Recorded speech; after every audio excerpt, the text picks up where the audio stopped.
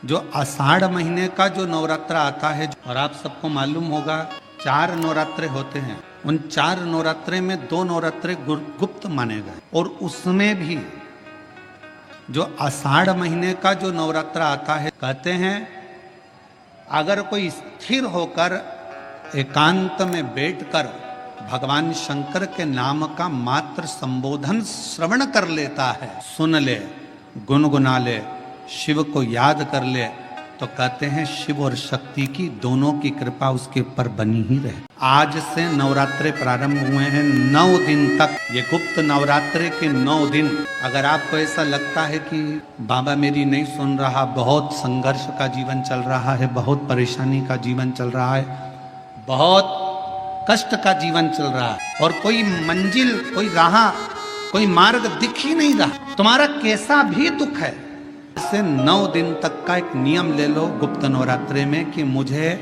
शिवजी के मंदिर में अशोक सुंदरी वाली जगह पर एक बेलपत्र माँ हेमवती माता के नाम से, कौन सी माता? हेमवती, माँ हेमवती के नाम से एक बेलपत्र अशोक सुंदरी वाली जगह पर समर्पित करूं।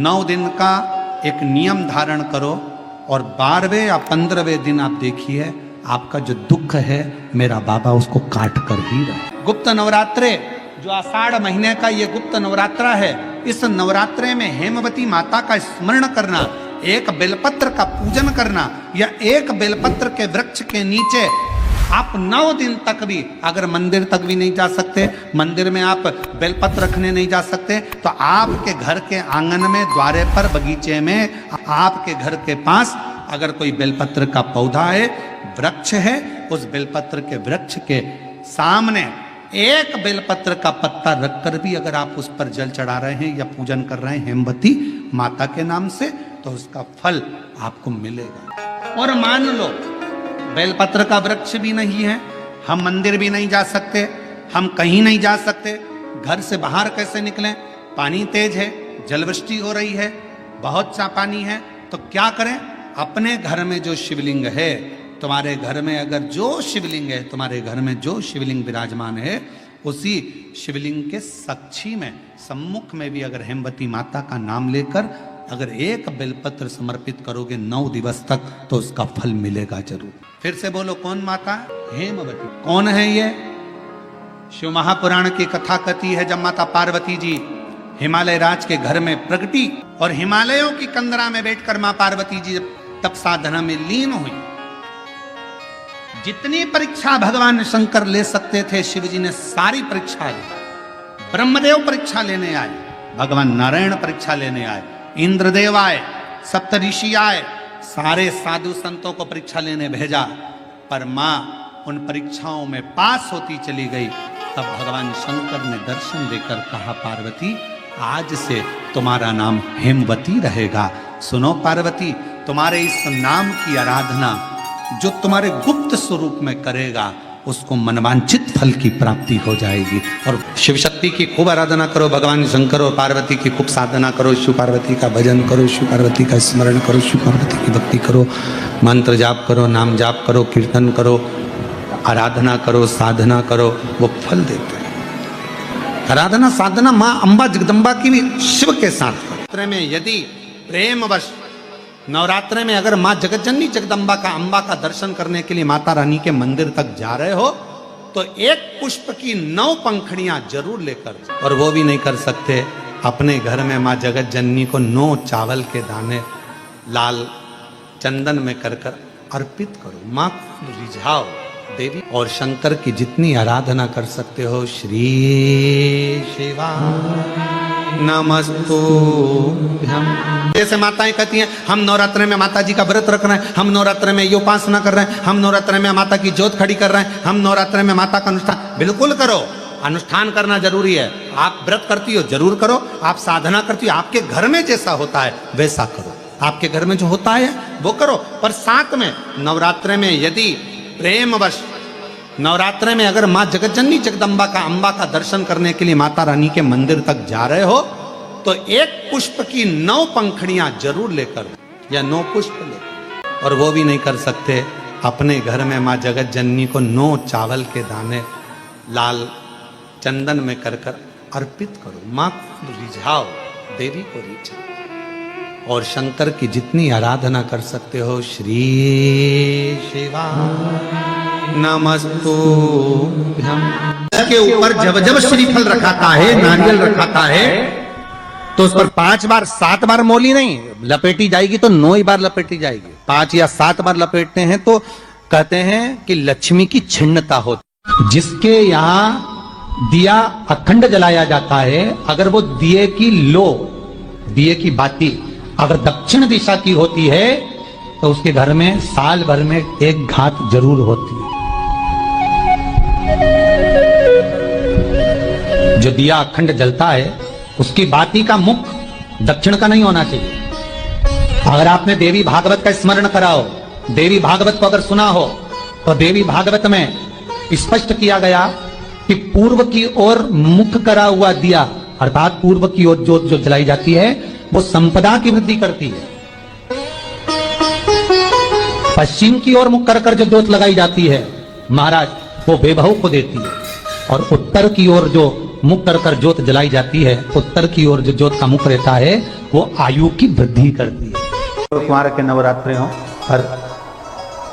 हर नवरात्रे में आप एक विशेष ध्यान रखें, प्रत्येक नवरात्रे में, कि हमें शंकर भगवान के शिवलिंग की पूजन करनी। और एक और बात समझ लें, 2 शिवलिंग का निर्माण नहीं भी कर सकते हैं तो एक शिवलिंग का निर्माण करें और उस शिवलिंग के पास में ही एक छोटा सा मिट्टी का ढेला रखकर मां जगत जननी जगदम्बा का भी पूजन कर सकते हैं। आपको नहीं बनाना 2 शिवलिंग, तो एक शिवलिंग, एक मिट्टी का थोड़ा सा। ऐसा नहीं है कि मेरी माता दुर्गा भवानी पिंडी के रूप में नहीं पूजाती। अगर मेरी माता पिंडी के रूप में नहीं पूजाती तो वैष्णो देवी में 3 पिंडियां विराजमान नहीं हो पाती। शंकर की आराधना करने से नवरात्र में शक्ति का बल बढ़ता, शक्ति का बल। क्यों गुरुजी नवरात्र में शंकर जी की आराधना क्यों करना चाहिए? हमने कहा अगर माता रानी से जो मांगना है तुम्हें, अगर तुमने नवरात्रे में शिव जी की आराधना करिए, शंकर की कथा सुनिए, शंकर की आराधना करिए, शिव स्तुति करिए, शंकर को 1 लोटा जल चढ़ाया, मां आद्य शक्ति तुम्हारे पर कृपा करेगी। क्यों? क्योंकि जिस स्थान पर शिवलिंग रखा होता है और जो हस्त कमल है वो मां पार्वती जगत जननी दुर्गा भवानी है। जब हम जल चढ़ाते हैं मां आद्य शक्ति अम्बा जगदम्बा 64 योगिनियों पर वो जल चढ़ जाता है और जगत जननी नवरात्र में प्रसन्न हो जाती है। वो जल की इतनी महत्वता है। आद्य शक्ति को प्रसन्न करना है, नवरात्र में शिव जी को जल चढ़ा। कोई बेटा बेटी है, कोई एग्जाम दे रहे हैं, कंपटीशन एग्जाम में बैठ रहे हैं, सर्विस के लिए जा रहे हैं, नौकरी के लिए जा रहे हैं, नौकरी नहीं लग रही है, हम कहेंगे लाल पुष्प की पत्तियों को प्रत्येक किसी भी नवरात्रि के अंतर्गत 9 दिन का तुम नियम बना लो। जैसे कई माताओं का नियम रहता है, मेरा व्रत है, मैं दूध पर 1 गिलास दूध पर व्रत करूंगी, मैं नंगे पैर चलूंगी, मैं ये व्रत करूंगी, मैं वो व्रत करूंगी। मैं बेटा बेटियों से कहूंगा, नवयुवक बच्चों से कहूंगा, अगर आप कंपटीशन एग्जाम में बैठ रहे हो, अपनी पूरी मेहनत करो, पूरा परिश्रम करो, रात दिन एक करो और लगे रहो। और 9 दिन तक नवरात्रि में 9 लाल फूल की 9 पंखड़ियां या 9 कोई भी चावल लाल कलर में कर कर, कुंकू में कर कर, अगर माँ जगत जननी के मंदिर में नहीं जा सकते, माँ भीड़ रहे, तो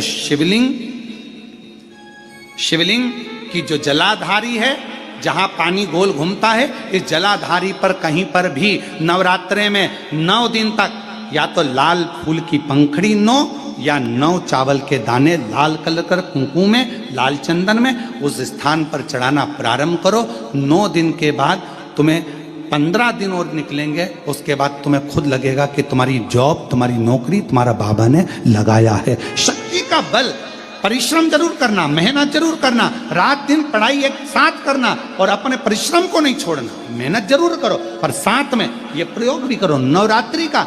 देखो शिव और शक्ति का बल तुम्हें प्रसन्नता देता है कि नहीं देता? शिव शक्ति का बल हमें प्रसन्नता देता है कि नहीं देता? अब कई लोग ऐसे होते हैं, हम नवरात्रि आई है, माता रानी को भज रहे हैं, जगत जननी दुर्गा भवानी को भज रहे हैं, पर शिव जी के मंदिर तक नहीं जा रहे, समय नहीं मिल रहा मंदिर जाने का, क्योंकि माता जी के मंदिर जाते हैं, माता जी को प्रणाम। अरे उस शंकर को पहले भजो, सवेरे उठते से पहला 1 लोटा जल शिव को, क्योंकि उसी के माँ जगत जननी हस्तकमल पर जल जाना जरूरी है। शंकर का चढ़ा वो हमें फल प्रदान कर, सुख दे, आनंद का। हम देवी भागवत पढ़ें और देवी भागवत का स्मरण करें या शिव महापुराण की कथा का स्मरण करें तो केवल माँ पार्वती का नाम गौरी शंकर गौरा पार्वती भगवान देवादिदेव महादेव के साथ जब हम माँ पार्वती के नाम का उच्चारण करते हैं, केवल माँ पार्वती के नाम का उच्चारण, तो आप महसूस करेंगे कि आपके अंदर एक अलग से ऊर्जा, एक अलग से बल आपके शरीर में आ रहा है। मेरे देवादिदेव महादेव के पूरे शरीर में, अगर भगवान शंकर के पूरे शरीर में यह पूरा विश्व समाया हुआ है, जलचर थलचर वायुचर सब शिव के शरीर में है, तो मेरी जगत जननी पार्वती मैया का केवल नाम उच्चारण उस शरीर में जितना विश्व समाया है सबका भरण पोषण करने का बल मेरी माँ जगत जननी जगदम्बा पार्वती जी करती। पार्वती का कितने? 4। 2 नवरात्रे गुप्त होते हैं, 2 नवरात्रे तुम्हारे सामने आते हैं, एक चैत्री एक शरदी। ये श्राद्ध विराम हो जाएगा, फिर नवरात्रे प्रारंभ हो जाएंगे, शरदीय नवरात्रे प्रारंभ। क्या केवल 4 नवरात्रे क्यों? मां जगत जननी की आराधना 4 बार 4 नवरात्रे के रूप में क्यों होती है? हमारा बचपन, हमारी जवानी, हमारी अधेड़ी और हमारा बुढ़ापा, 4 अवस्था में यह नवरात्रे की जो साधना होती है, नवरात्रे में जो आराधना होती है, जो नवरात्रे में माँ आद्य शक्ति दुर्गा भवानी माँ पार्वती की पूजन होती है, माँ गोरा के रूप में, चंद्रघंटा के रूप में, स्कंद के रूप में, कुष्मांडा के रूप में, माँ कात्यायनी के रूप में, माँ कालरात्रि के रूप में, जब हम माँ आद्य शक्ति की आराधना करते हैं तो वो नवरात्रे हमारे शरीर को एक ऊर्जा देते हैं, एक एनर्जी देते हैं, एक बल देते हैं।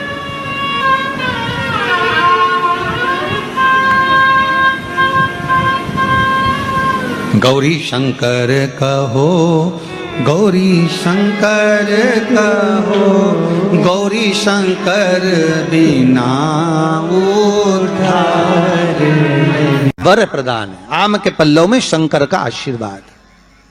11 आम के जो पत्ते जिस डाली में लगे होते हैं, वो डाली कोमल सी डाली, 11 टुकड़े महाराज एक कच्चे सूत से लपेटकर 11 बार उसका भाग, जब उसको लपेट लोगे इस तरह से इकट्ठा करके, आगे का जो भाग है 11 बार कच्चा सूत लपेटने के बाद जो भाग पीछे का आगे का कोई भी हो, उसको शहद में डुबाकर शिव जी को समर्पित कर दो। किस जगह पर रखना है?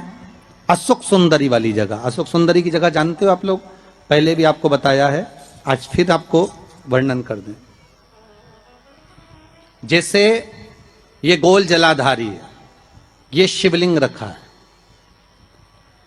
ये 2 जहां से पानी बह रहा है बाबा के चरणारविंद, राइट में श्री गणेश जी का स्थान, लेफ्ट में कार्तिकेय का स्थान, बीच में अशोक सुंदरी की जगह। शंकर भगवान की 6 लड़कियां हैं। भगवान शंकर के 13 बच्चे, 13 बच्चों में से 6 लड़कियां, उस 6 लड़कियों में से एक लड़की का स्थान, भगवान शंकर की एक बेटी का स्थान, अशोक सुंदरी का स्थान सामने पद्म पुराण में स्पष्ट किया। ये स्थान अशोक सुंदरी का। शंकर भगवान की जलाधारी में पार्वती जी का हस्त कमल, ऊपर से जो एक एक बूंद पानी गिरता है, ये शंकर भगवान की 5 लड़कियों का स्थान है, जया, विषहरा, शामरी बारी, दौतली और देव। शंकर भगवान की 5 लड़कियां भगवान शंकर के मस्तक पे जल की धार गिरा रही हैं। बीच में जो अशोक सुंदरी का स्थान है महाराज, उस जगह पर शहद का मुख, जो शहद आपने भिंगोया है, उस शहद का मुख शंकर जी की ओर कर कर, इसी में इन्हीं नवरात्रि में शंकर भगवान के उस अशोक सुंदरी की जगह पर शहद का भाग शिव जी की ओर रख दें। महाराज अगर घर में संपदा की कमी हो या कोई पैसा खा गया हो, रुपया नहीं दे रहा हो, पैसा अटक गया हो, तो उस शहद को शिव जी की ओर मुख कर कर उस आम के पल्लव की जो डंडी है उसको 11 डंडी को वहां रख दीजिए और उससे अपनी कामना कर कर आ जाइए। हो सके उस शहद में से थोड़ा सा शहद किसी रुमाल पर किसी कपड़े में लगाकर उसको रख लीजिए। जिस व्यक्ति से पैसे लेना है, जिस व्यक्ति से पैसे मांग रहे हो, उससे एक बार जाकर मिल लीजिए, एक बार उसको खबर कर दीजिए। बाबा चाहेगा भोलेनाथ तो नवरात्रि में ही पैसा वापिस आ जाएगा, अगर शिव कृपा कर दे। ये बाबा की करुणा। आम का पल्लव कोई साधारण नहीं जिसको कलश के ऊपर रखा जाता है, शिव की कृपा। जिस आम के पेड़ पर स्वयं कामदेव चढ़कर भगवान शंकर के तीसरे नेत्र द्वारा जलकर भस्म हो जाते हैं, वो आम का पेड़ साधारण नहीं हो सकता।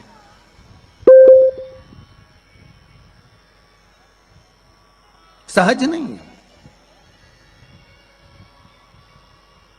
और वैसे भी शिव शिव है। घर में ज्यादा रोग हो, बीमारी हो, ज्यादा तकलीफें आ रही हो, कष्ट बढ़ रहा हो, बीमारियां बढ़ रही हो, या भय लग रहा हो, डर लग रहा हो, हृदय चित्त में कहीं ना कहीं आपको भय का भान हो रहा हो, तो एक लोटा पानी एक कलश में जल भर कर रख लीजिए और रात भर उसको रखे रहने दो। नवरात्र चल रहा है, उस कलश को रात भर रखकर सुबह सुबह उस कलश में एक बेलपत्र डालकर उस जल को नीम के पेड़ के नीचे, जहां चैत्री नवरात्रि में नीम के पेड़ के नीचे सारी विद्याएं, आद्य शक्तियां, सारी देवी उस नीम के पेड़ के नीचे विराजमान रहती हैं। उस कलश में एक बेलपत्र डालकर रात भर रखकर उस जल को पूरे घर में घुमाकर उस नीम के पेड़ के नीचे समर्पित कर दीजिए महाराज। घर में भय लगना बंद हो जाएगा, कोई बड़ी बीमारी आपको घेरेगी नहीं और उस बीमारी से, उस रोग से आप मुक्त रहेंगे।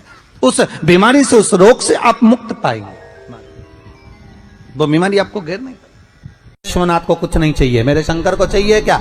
अगर आपके जीवन में ऐसा लगे कि बहुत बड़ी बीमारी आ गई और आपके घर का व्यक्ति वेंटिलेटर पर पड़ा हुआ है, तो शमी के वृक्ष के फूल ले आओ 7, और शमी के वृक्ष के 7 फूल लाकर एक एक फूल शंकर भगवान को श्री शिवाय नमस्तुभ्यम कहकर उस व्यक्ति के लिए जो पड़ा हुआ है, अंतिम सांसें गिन रहा है, जिसको अटैक आ गया, अंतिम सांसों में जो गिन रहा है, उसके नाम से भगवान शंकर पर चढ़ाना प्रारंभ कर दो। मात्र 7 पुष्प, उस शमी के वृक्ष के 7 पुष्प आप शिव को समर्पित करिए, उसका नाम और गोत्र बोलकर, और भगवान शंकर का मूल मंत्र श्री शिवाय, जम के बोलिए श्री शिवाय नमस्तुभ्यम बोलकर एक एक शमी का फूल शंकर पर चढ़ाना प्रारंभ कर दो। फिर आगे वो विश्वनाथ की मर्जी है, वो प्राण कैसे लेकर वापिस आता है, उस काल से छुड़ाकर महाकाल कैसे लाता है, ये वो जाने। आपका फर्ज केवल आप अदा करिए। जब अंत में डॉक्टर भी हार जाते हैं, जब अंत में डॉक्टर भी कह देते हैं कि अब हमारे बस का नहीं है, अब तो उस परमात्मा के हाथ में, मतलब डॉक्टर को भी मालूम है कि एक और डॉक्टर बैठा हुआ, एक डॉक्टर और है, वो बस वो थोड़ा सा दूर तो रहता है पर करीब भी बहुत है। कई लोग कहते हैं गुरुजी वो कैलाश पर रहता है बहुत, तो उनको बुलाएंगे तो आएंगे। हमने कहा कैलाश पर तो रहता ही नहीं है, जहां भक्त है वहां भगवान है, वो दूर तो रहता ही नहीं। आप तो बस केवल उसको बुलाने का प्रयास करिए, आप दिल से बस उसको हाजिर, वो दिल से बुलाओ तो उसको। इसलिए देवी भागवत में लिखा है कि नवरात्रि में एक दिन, जैसे प्रतिपदा है, पहला दिन है तो एक कन्या का पूजन करो, द्वितीया है तो 2 कन्या का पूजन करो, तृतीया है तो 3 कन्या का पूजन करो, चतुर्थी है तो 4 कन्या का पूजन करो, पंचमी है 5 कन्या का पूजन करो, छठ है 6 कन्या का पूजन करो, सप्तमी है 7 कन्या का पूजन करो, अष्टमी है 8 कन्या का पूजन करो, नवमी है, जम के बोलो, 9 कन्याओं का पूजन करो। और अगर इस तरह से आप पूजन नहीं कर सकते नवरात्रि में, तो 9 कन्याओं का पूजन एक साथ, या तो अष्टमी के दिन या नवमी के दिन कर दो, या मध्य में, बीच में भी आप कर सकते हो एक साथ। पर अगर आपकी कोई कामना है, आपकी कोई इच्छा है, मालूम पड़े, जैसे कई लोग कहते हैं कि हमारी इच्छा है, हमारी वो मकान नहीं बिक रहा, या हमारी वो जमीन नहीं खरीदी जा रही, या हमारी कोई कंपनी नहीं डल रही, या हमारे काम में ये अड़चन आ रही है, तो नवरात्रि में, 4 नवरात्रि में से किसी भी नवरात्रि में आप नियम बना लो कि एक कलश की स्थापना कर कर एक दिन में एक कन्या का पूजन कर कर उसको भोजन कराना, लाल वस्त्र देना, लाल चुनरी देना, दूसरे दिन में 2 कन्याओं का पूजन कर कर लाल वस्त्र ओढ़ाना, लाल चुनरी देना, तीसरे दिन में 3, चौथे दिन में 4, 5वें दिन में 5, ऐसे 9 दिन तक एक एक कन्याओं के क्रम को बढ़ाते बढ़ाते बढ़ाते बढ़ाते आप उस पूजन का विधान प्रबल कर सकते। क्या मैं नवरात्रि में अगर मान लो कोई साधना करना हो तो कौन सी साधना करना चाहिए? हम किसकी आराधना करें? हम 9 दिन तक किसकी साधना करें? तो अगर बन सके तो देवी भागवत में सबसे सुंदर साधना यही है कि हम एक दिन में एक कन्या के चरण धोकर पूजन कर कर उस कन्या को भोजन कराकर उसका स्मरण करें। हाँ, ये जरूर है कि कोरोना महामारी चल रही है तो इस नवरात्रि में भले ना करें, पर आगे की नवरात्रि में जब नवरात्रि अच्छे रहे, कोरोना से मुक्त रहे, तब आप किसी कन्या को एक दिन में 1, 2 दिन में 2, 3 दिन में 3, 4 दिन में 4, 5 दिन में 5, ऐसे नवरात्रि 4 बार जो नवरात्रि आती, किसी भी नवरात्रि में आप स्मरण करें।